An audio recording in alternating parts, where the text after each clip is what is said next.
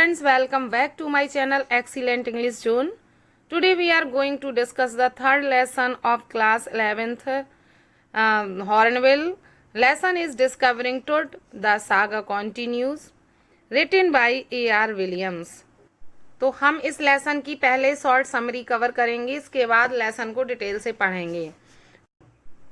ये जो लेसन है ये मिस्र के एक टीनेजर राजा का है जो टीनेज में ही जिसकी डेथ हो जाती है और उसका नाम टुट होता है, जिसका पूरा नाम जो है टुटैनखामन होता है। और जब उसकी डेथ हो जाती है तो उसे एक मम्मी में और जिस कब्र में उसे रखा जाता है सोने की मम्मी में पूरे आभूषणों के साथ, उसकी जो डेली की सारी चीज़ें हैं, वस्त्र, सोने के वस्त्र, सैंडल, उंगली और अंगूठियों के खोले, हार, कंगन, अंगूठियां, ताबीज, इन सब चीज़ों के साथ उसे वहाँ दफन किया जाता है। साथ में उसे खाने पीने का सामान, शराब, सब कुछ रखा जाता है, क्योंकि शाही लोग उस समय के शाही लोग ये आशा करते थे कि वो मरने के बाद अपनी संपत्ति को अपने साथ ले जा सकेंगे। टुट आभूषणों से पूरा लदा हुआ था। जब लगभग 3000 साल बाद 1922 में हावर्ड कार्टर जब इसकी खोज कर लेते हैं और इस मम्मी को खोलने की कोशिश करते हैं तो यह गम से इतनी बुरी तरह से हार्डन रहता है इसका शव, टुट का शव, कि वह निकलता नहीं है। उसे बहुत परेशानी उठानी पड़ती है और वो गोंद इतना सख्त हो जाता है कि कई घंटों तक धूप में रखने के बाद भी 149 डिग्री फ़ारेनहाइट पर गर्म करने पर भी वो जो पदार्थ उसमें लगा होता है वो मुलायम नहीं होता है। और उस टुट को वहाँ से, उस मम्मी से अलग करने के लिए उन्हें बहुत परेशानी झेलनी पड़ती है। एट लास्ट टुट को आभूषणों से अलग करने के लिए कार्टर को मम्मी का सर अलग करना पड़ता है और लगभग हर मुख्य जोड़ को, मेन जो जोड़ थे उन सबको अलग करना पड़ता है और बड़ी ही मुश्किल से वो सबको मम्मी से निकाल पाते हैं। उसके बाद फिर वो दूसरे एक लकड़ी से बने ताबूत में रेत बिछाकर और जो सॉफ्ट पदार्थ है उससे अवशेषों को जोड़कर उस कमी को, नुकसान को छिपाने के लिए सब जोड़ करके उसमें वापस रख देते हैं। इस तरह से मम्मी की हालत वो बिल्कुल खराब कर देते हैं एक तरह से। और फिर लगभग कार्टर की खोज के 40 इयर्स बाद एक जो एनाटॉमी प्रोफेसर होते हैं वो फिर से मम्मी का एक्सरे करते हैं। जब वो उस मम्मी का एक्सरे करते हैं तो उन्हें ये चीज़ पता चलती है कि वो एक सरप्राइजिंग बात बताते हैं कि टुट के सीने में जो जमी गोंद के नीचे का जो हिस्सा है, अस्थियां हैं या पसलियां हैं, वो उसमें नहीं है, वो गायब हो गई हैं।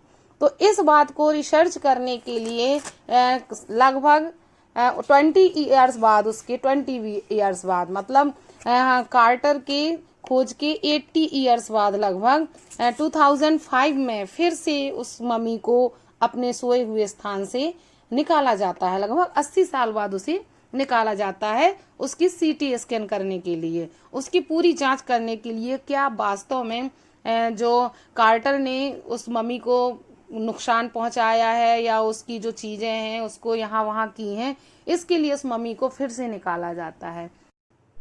5 जनवरी 2005 को जब उस मम्मी को वैली ऑफ द किंग नाम की एक कब्र से निकाला जाता है तो तेज हवाएं चलने लगती हैं, मौसम बिल्कुल चेंज हो जाता है, सारे दिन बादल छाए रहते हैं और जो संसार का जो सबसे प्रसिद्ध शव है उसके सिर को सीटी स्कैनर के अंदर खिसकाया जाता है और उस अनजान व्यक्ति, शासक के लंबे समय से चले आ रहे जो फॉरेंसिक जांच थी उस पर जांच पड़ताल के लिए भेजा जाता है।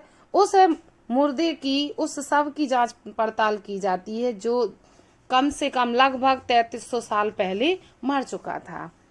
जब उसे कब्र से निकाला गया तो दोपहर के समय वहां पर जितने पर्यटक थे वो सभी उस सकरी सी चट्टान जिसमें से उस कब्र को निकाला गया, जो लगभग 26 फीट डीप थी, गहरी थी, उसे देखने पहुंच गए।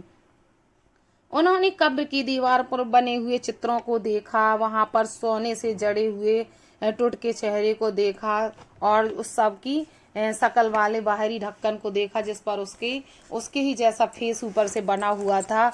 और कुछ लोग वहाँ पर लिखी हुई बस चीज़ों को पढ़ रहे थे और कुछ इस सोच में ये सोच रहे थे कि आखिर इसकी मृत्यु कैसे हुई होगी। ये इतना धनी राज शासक था और जिसका सब कुछ गोल्ड से ही बना हुआ है, इतनी सारी चीज़ें इसके साथ हैं।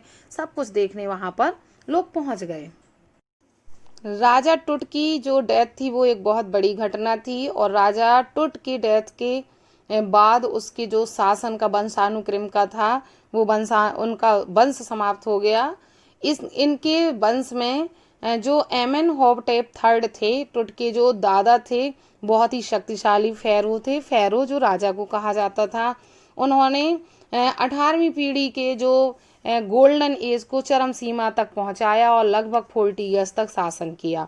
उसके बाद उनके जो पुत्र थे एमेनहोटेप फोर्थ, वो राजगद्दी पर बैठे और उन्होंने अपनी विचित्र युग की शुरुआत की। एक तरह से उन्होंने सूर्य चक्र की पूजा को बढ़ावा दिया और अपना नाम बदलकर एक्हेटन रख लिया।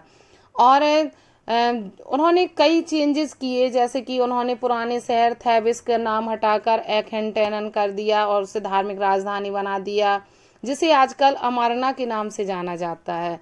इसी तरह से उन्होंने जो प्रमुख उनके देवता थे एमन, उन पर आक्रमण करके उनकी मूर्तियों को ध्वस्त किया, मंदिरों को बंद कर दिया।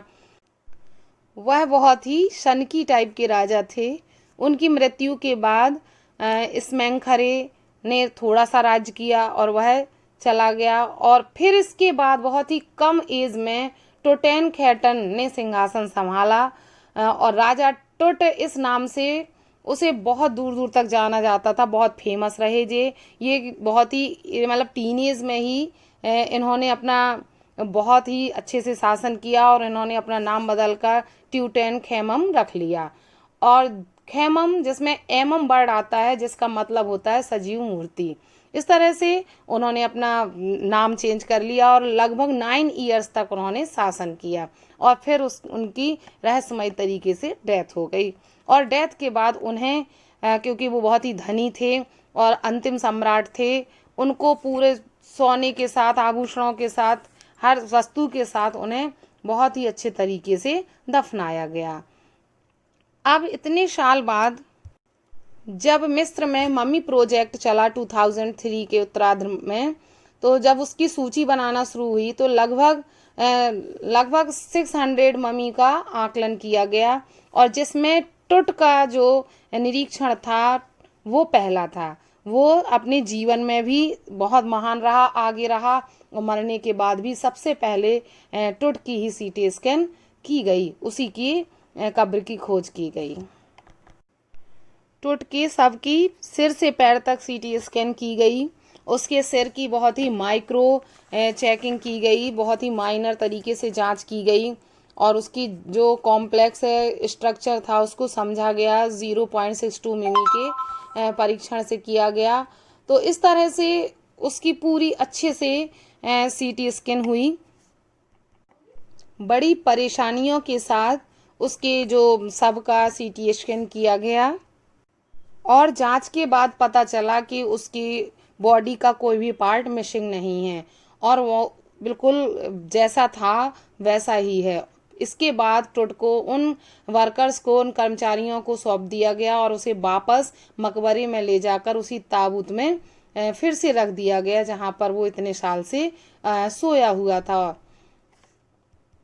और जब स्क्रीन पर टुट के सरप्राइजिंग पिक्चर्स बनाए गए तो बिखरे हुए जो प्रकाश से जो पिक्सेल्स थे उससे भूरे बालों वाला एक सिर दिखाई दे रहा था, मानो शरीर विज्ञान की क्लास हो रही हो, चल रही हो। इस तरह से वहां पर उसका सिर दिखाई दे रहा था।